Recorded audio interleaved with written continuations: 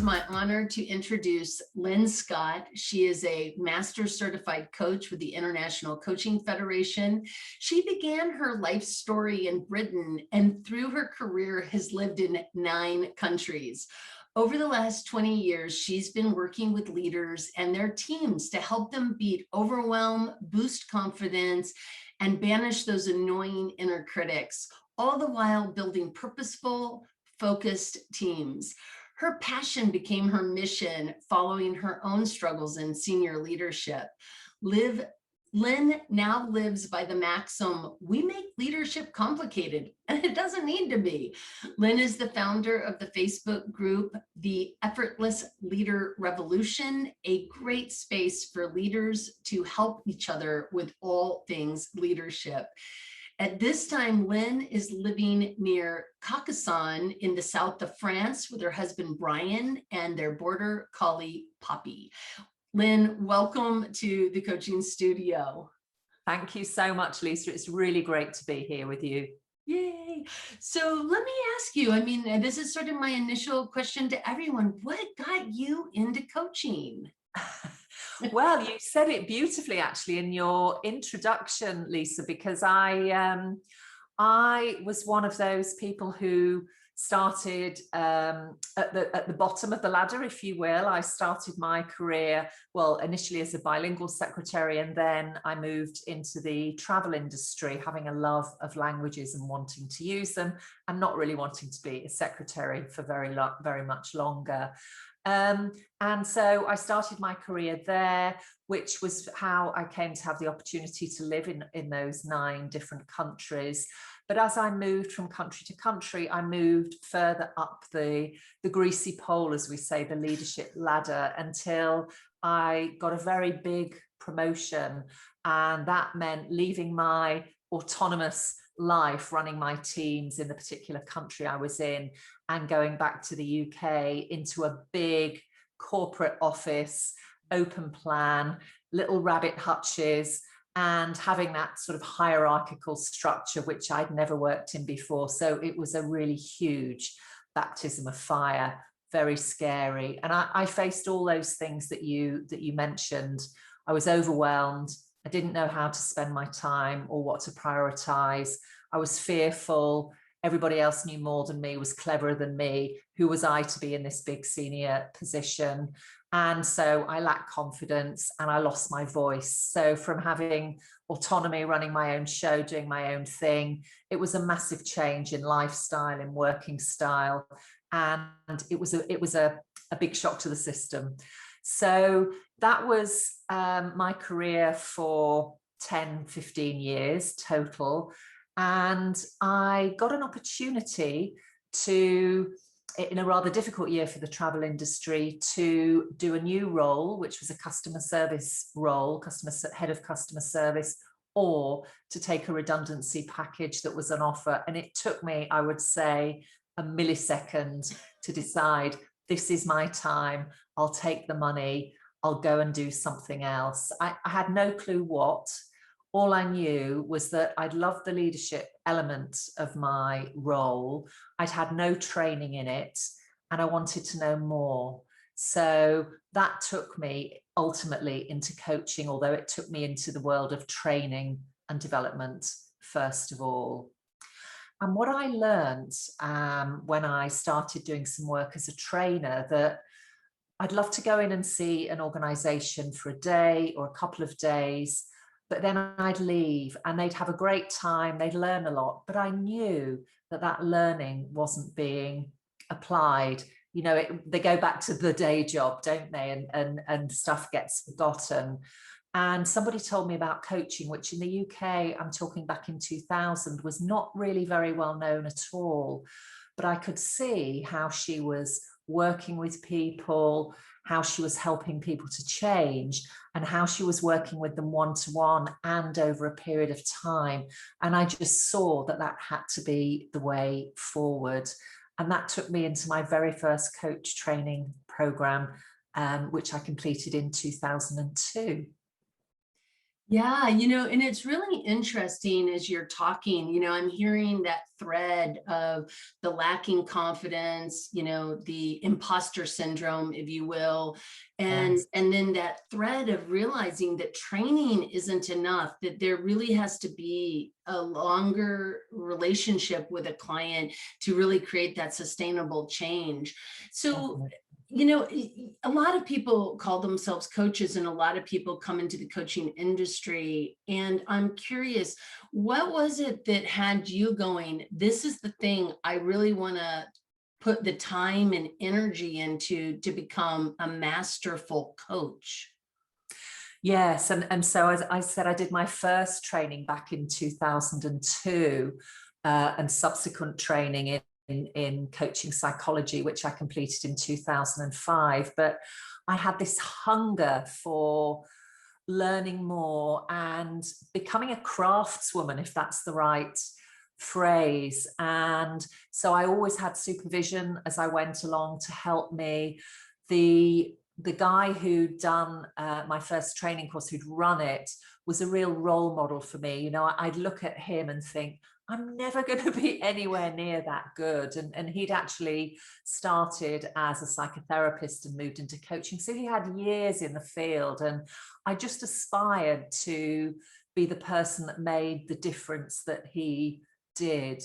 So that led me to going for mastery, really. And what I realized, Lyssa, was that mastery wasn't just being masterful with other people. There was a lot about myself I had to get to grips with. So mastery of myself, which was the most difficult bit, I would say, of the whole thing, was one of the things that's always been a thread. And I always say we're always work in progress, aren't we? We never master ourselves completely, but we get to understand ourselves a whole lot more, which can only improve our coaching and our work with other people.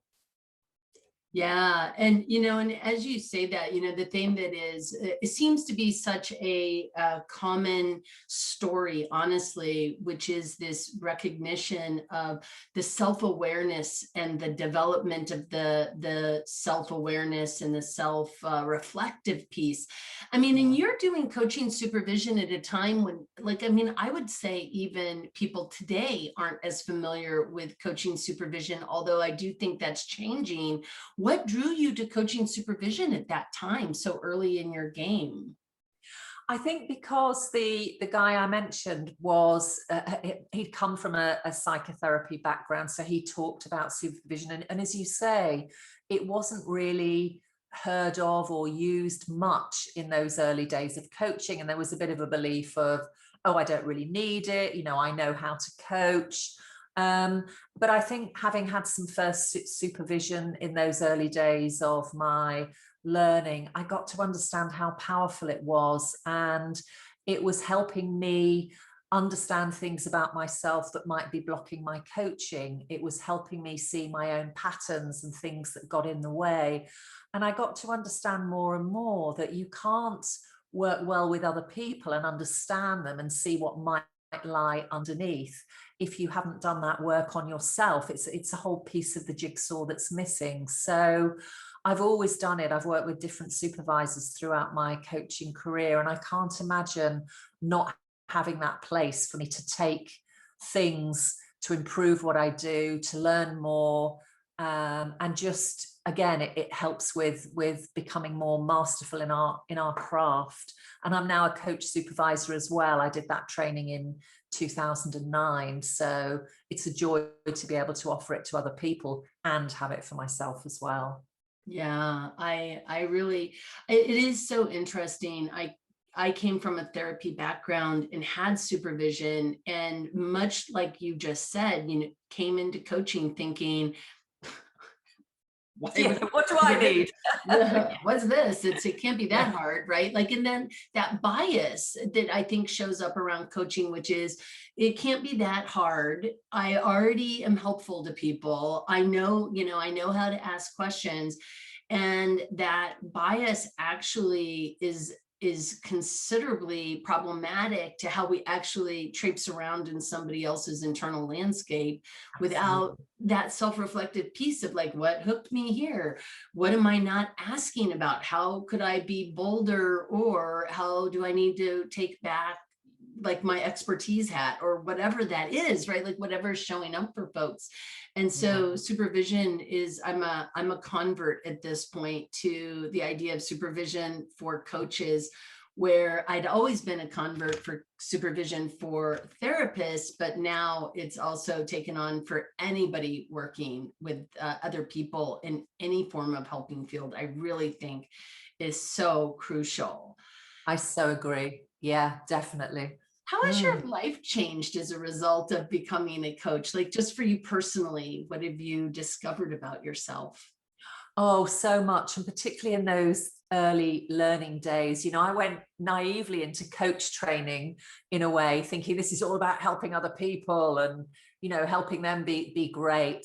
What I hadn't realized, and I was very fortunate enough to do a coaching program that worked at depth, was this is about working through some of my own things first. So I think I developed my self-awareness, and you know, I'd never even heard of that before. We're talking about 2000, and in the sort of world I'd lived in, it wasn't something we talked about. I learned that I'd been denying my emotions, I'd been pushing them down. You know, there's a very British stiff upper lip thing that I grew up with. So I realized that actually I had emotions. I could learn how they were playing out, what they were meaning for me. I mean, I can tell you in that first coach training, I spent a lot of the sessions quite tearful and so on, as this whole new learning came to me and this whole new awareness about life and humanity. And I mean, it was really tough, but I say to this day that it's the best learning I ever did, because it showed me a couple of things. It showed me you do have a choice, and it showed me that, you know, that this is just the way I am is not true. We've got those choices. We can choose to change how we are in the world, and every single one of us can do that. And that was probably the best learning I've ever had. And I you know, it's something that I remember so strongly from those early days of learning. Yeah, it's really, I love the transformation from, oh, I have emotions. Duh. The curiosity around what that emotion may mean for you and the meaning that you're making from the emotions that show up. I mean, that's an evolution right there, right? Where we, instead of being afraid of strong emotions, we become comfortable enough to be curious. Not that their emotion is comfortable, but that we aren't overwhelmed by it to such a degree that we can't be like, what is this emotion trying to tell me? I know, exactly. What is this emotion trying to tell me? What do I want to do about it? And that sort of someone says we can then respond rather than react. And it's just so liberating. Of course, sometimes we'll forget, won't we? We're all human, but just knowing that we have that capacity, and everyone has that capacity to do that, is a wonderful thing. Yeah. And I think, I mean, I absolutely agree with you. And I also think it is such an interesting intersection where we go from emotions are scary to emotions are really a place of curiosity and a deeper exploration. And I think connect us to the greater human experience, which then allows us to show up much more transparently with the people we're in relationship with. Yeah, it's just, that's such an important, thank you so much for sharing that part of your journey also, because I think it is so important for other people to hear, whether you're a coach or not a coach. Right? Like this is that transformation. And, you know, as you're talking about it and you start off with this imposter syndrome and this sense of not having confidence, what do you discover about yourself as you become much more comfortable with your own self-awareness and these emotions? What shows up for you then? Indeed. Yeah, it does. It definitely does. And I often say to the leaders I'm working with, you know, they'll often come, as you know, to coaching conversation. Well, this person's really difficult and I'm really struggling with this. And what's the tactic to to get over it. And one of the things I talk so much about is what's the trigger? What do you notice in your body when this happens? And people are often not in tune, are they, with the feeling in the chest or the punch in the gut. So just making them aware of that and being able to hold it and do a little bit of breathing and think about, how do I want to respond? Do I want to use my default response, or is there another one? And just learning that process, which, as we all know, takes practice. But once people see that, they can really change the way they do things so much more easily. And a mantra always helps, I find. So I've got one that says to me, I'll notice my punch in the gut, and then, oh, it's that thing again. So what do I want to do? And it happens in milliseconds. So I think that's a really great thing that we can all do once we're aware that it's available to us. And of course, it's available to everybody. Well, and I think that's it, right? It's available to every single person. Like this thing that you live in, this body that you live in, is actually a pretty finely tuned instrument of awareness if you, pay attention to it. Exactly. Yeah, like what all's available to you as a result. It was sort of interesting. I remember having a conversation with a client, and I said, how do you discern between things that you're at a hard yes versus a hard no at? And at that point, that client started to really discuss like what his gut was telling him. Like, my gut is where I make those kinds of decisions. So we know that stuff, but we know it unconsciously. And I think what I'm hearing you say is really bringing that into conscious awareness puts us in a position of being at choice, reactive versus proactive, and really being at choice to determine how we want to move forward. It's just so important. Yes. How are you keeping your passion for coaching alive in your life at this time? Like, how do you do that?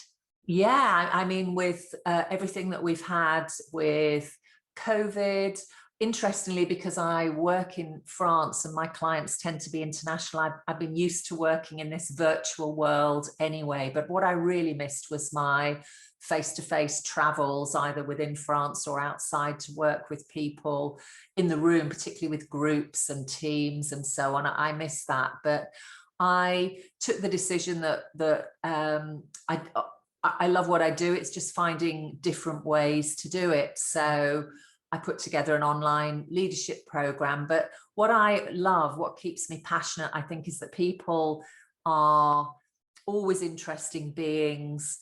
They're all different, even though lots of things they bring to the coaching conversation are the same. So I might work with a surgeon one day and somebody who's running a marketing business in the other.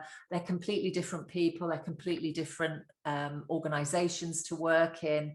And yet some of the things we hear from them will be the same. But of course, they're all individuals. They're not clones of each other. So finding ways to work with each of them to help them raise their awareness, it never stops exciting me. And when I see people make those breakthroughs, and they might be massive changes that they make, but they might be really small ones, but those small ones are powerful in their own way. So I just like to see people progress, particularly when they're stuck, and particularly when they've maybe been stuck for a while and they've kept telling themselves, oh, I'm too busy right now, it's not the right time, I'll do it when I'm less busy. And when they actually bite the bullet and say, you know what, I've got to deal with this now, I want to start making change now. When they take that decision, then so much can happen for them.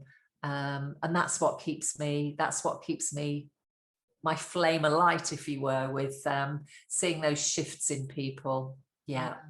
And you said something I think really important too, which is this sort of unique qualities of individuals, right? This diversity of, you may be working with somebody who's a physician one day, somebody who's in marketing, maybe an attorney the next, or somebody who's maybe a coach. Like, I mean, like there's all these different people that you're working with, and then you've lived in 9 countries, as we mentioned earlier.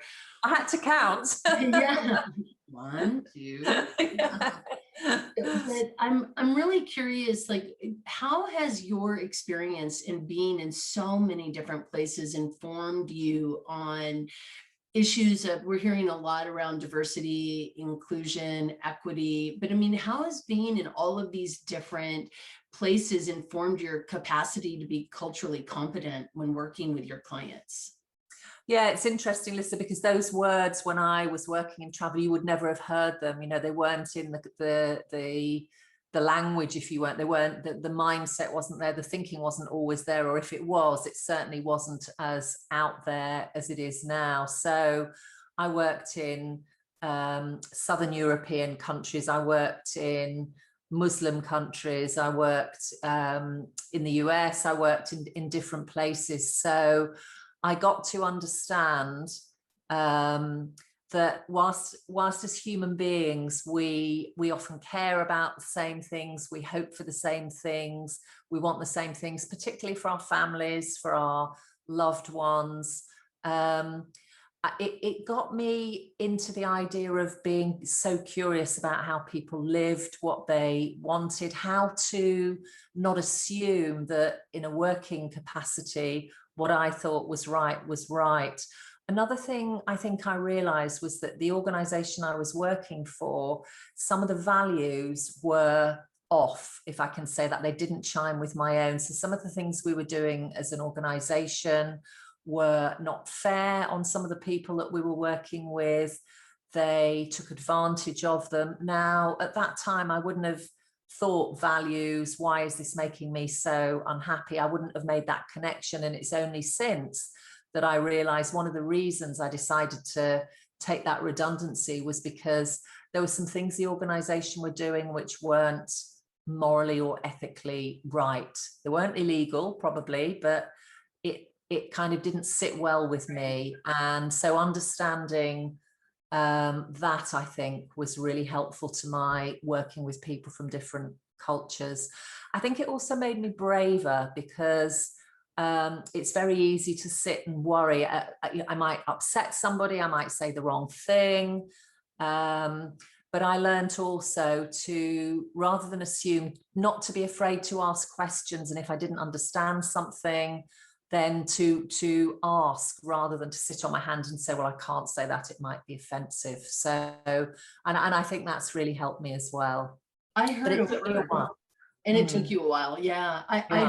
I heard something that you said, which was to not make assumptions. And I mean, and then when I hear you saying, you know, ask and like be brave enough to ask versus just work on the assumption. I think, you know, from my own experience of observing people and observing myself, it's those assumptions where we can get into so much trouble. True. You know, my worldview is the only worldview is a ridiculous assumption that really hinders our capacity to be with other people. So yeah, definitely. Really, really important. What do you think, you know, what do you think is something that new coaches really, really could benefit from understanding about coaching? That's a great question. I would say it's not all about the tools and techniques. I think based on everything you and I have been talking about now, you can want to learn more, which I did, but I wanted to learn, I think I wanted to learn more generally, whereas some people will say, oh, I need another tool, I need another psychometric, or I need another instrument to use with people. But actually, use of self as instrument, as we say, I think is one of the most powerful coaching tools, if I can use that word. It's probably not a tool. So tuning into what we're experiencing when we're with somebody and being able to put that out there as an interesting observation, as a hunch, as a question, being able to notice the impact that somebody is having when we're with them, and knowing what that might be about, knowing whether it's something that comes from me, whether it's something that might be impacting other people the same way as me. And we don't always know that, of course, but being able to often say the brave thing I think particularly with senior leaders, that people will know, but that nobody else will dare say, not because we want to judge and be smart, you know, clever, but because we want to really help them grow and develop. So why coach somebody if we're not going to be the one that's going to say the brave thing, because we want them to succeed. We want them to do the best that they can. So I think doing that work on ourselves helps with that. Practicing, I can remember the first time I was what I thought was really brave and said something that was quite important. I just remember that deep breath, thinking, dare I, daren't I, you know, but just saying, actually, this is important. And actually it landed really, really well. And it was a very important thing for the person to hear. So that's where I think a lot of the work needs to be done. We can go on courses and learn another tool. We can get qualified in another psychometric, but that work on ourselves, I think, is the thing that gives us real power with our client. Yeah, I often, when I'm working with new coaches, say, you are the tool. Exactly. Yes, you are the instrument. You are it, right? Like, I mean, you can know all kinds of things. You can be an expert in all sorts of tools, but how you use those and how they inform your curiosity is what makes you a coach. And something else that you said that I think is just crucial to be reminded of regularly, which is this idea that, you know, it isn't the stuff at the surface. Like, if we're just going in coaching the surface, like, let's just get you to this solution, whatever this solution is, I'm just going to get you to X. If we don't explore the landscape that it takes to get to X, it really reduces that capacity of that person to make those sustainable changes. And so I really appreciate you bringing that forward, because I think it is so important for young coaches to remember, it isn't just about hitting a solution. It's about that bravery that you're talking about, to go below the waterline, so to speak, with your clients. Yes, because a quick fix, as you say, only lasts for so long. It's a bit like putting I think you call it a band-aid, we call it a plaster on a gaping wound, and so it as you say, that it's not sustainable. So helping people to really see below the surface themselves is a gift for all of us. Yeah, and if you haven't done that work on yourself, how do you show up in that way with another human being, right? It's if you've only learned the GROW model, you're only going to be so effective, aren't you? And yes, it's only part of the story. Yeah. How do you sharpen, you know, Stephen Covey talks about sharpen the saw, you know, how do you replenish yourself so that you have the bandwidth to, I know you're doing coaching supervision, but I'm curious, like, how else do you take care of yourself so that you can show up so fully with your clients? Oh, this is so important for me, because I had all those years of working like a crazy woman, working late, working weekends, having no time out. And so I've come to realize more and more as I've got older and so on as well, how important it is. So you mentioned at the beginning, I have a dog. So my day always starts with a dog walk. And where I live in France, at the back of my house, we've got some vineyards. So I often take her out into the vineyards and just let my mind run free. I have proper lunch breaks, you know, those things. So many people will sit at a screen and eat.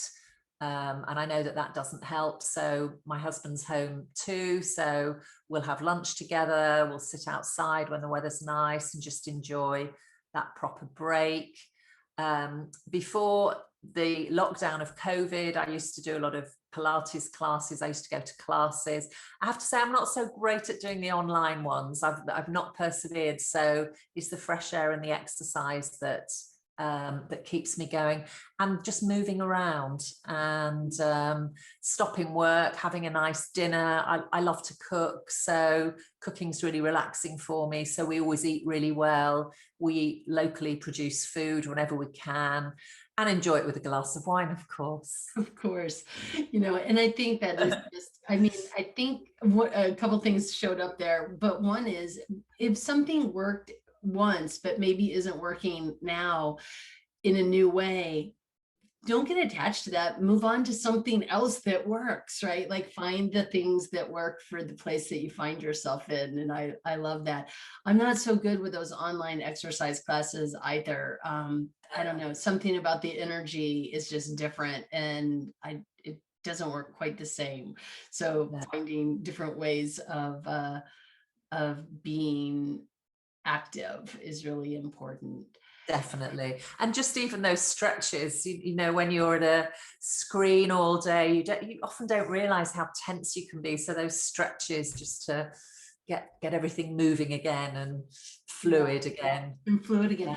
And I mean, like I've moved to a stand-up desk, and I find I love it because I can move as I'm standing there, and it's easy to walk away and walk back, and so finding kind of interesting ways to be in a different relationship, even with your tools that you use for your I must investigate a stand-up desk. That sounds like a really good idea. It's actually back must be so good. Yeah. Self-care. There you go. Yeah, definitely. I was it has to be important for sure. And so talk a little bit then about what you're up to in the world at this time. Well, interestingly, I've booked my first bit of face-to-face work in September. So, and it feels quite strange because I've not been on a plane for nearly 2 years now. So that seems like a real exciting thing to look forward to be in a room again with people. I launched my 7th online leadership program today, which I mentioned earlier. So that's exciting. And one of the things, you know, I learned about, we were talking about inner critics and imposter syndromes, and I think probably a few years ago I would have waited for it to be perfect, you know, and so I would never have got it out there. But I've learned that just get your first thing out there and build on there. So that's nice.